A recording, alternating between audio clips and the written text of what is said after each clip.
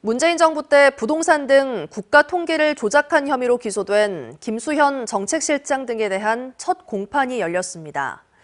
검찰은 이들이 100여 차례에 걸쳐 주택 통계를 조작했다며 통계법 위반과 직권남용 혐의를 적용해야 한다고 주장했는데요.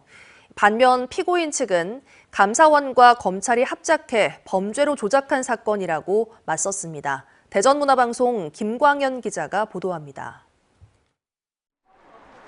문재인 정부에서 국토부 장관을 지낸 김현미 전 장관이 법정에 들어섭니다. 김수현, 김상조 전 청와대 정책실장 등 지난 정부 인사들이 검찰이 지난해 기소한 국가통계 조작 사건 첫 공판에 참석했습니다. 재판에 앞서 김수현 전 실장은 취재진에게 통계 조작 지시는 없었다고 주장했습니다.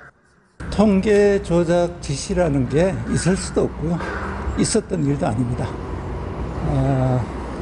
장차관급 인사들이 30개가 넘는 통계 중에서 그중 하나를 조작하라고 지시할 리도 없고 지시하지도 않았습니다.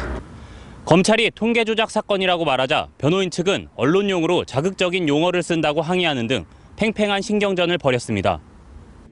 검찰은 지난해 3월 피고인들이 주택과 고용, 소득 통계를 조작했다며 통계법 위반과 직권남용 혐의 등으로 기소했습니다. 1년 만에 열린 첫 공판에서 검찰은 2시간에 걸쳐 공소 사실을 조목조목 설명했습니다.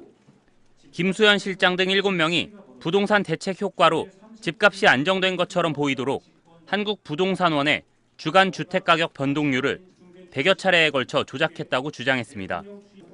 또 김상조 전 실장 등 4명이 비정규직 근로자 86만 명 증가 문구를 삭제하고 조사 방식 탓에 수치가 증가한 것처럼 왜곡한 자료를 냈다고도 설명했습니다.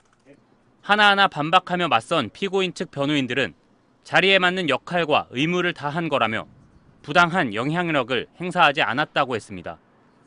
또 주택 관련 민간 통계가 30여 개 존재하는데 부동산원의 통계만 조작하는 것은 의미가 없다며 공소 사실을 반박했습니다. 특히 감사원의 과잉 감사에서 시작됐고 검찰까지 가세해 범죄로 조작된 사건으로 봐야 한다고 주장했습니다. 이 사건은 문재인 정부의 청와대하고 국토부가 통계를 조작한 사건이 아니라 윤석열 정부의 감사원과 검찰이 합작해서 정책 결정 사항을 범죄로 조작한 사건입니다. 추후 재판에는 청와대와 부동산원 관계자 등 수십 명이 증인으로 나올 것으로 예상돼 재판은 장기화할 것으로 보입니다. MBC 뉴스 김광현입니다. 언제 어디서나 내 손 안의 뉴스. 광주 MBC 뉴스 유튜브 구독으로 함께하세요.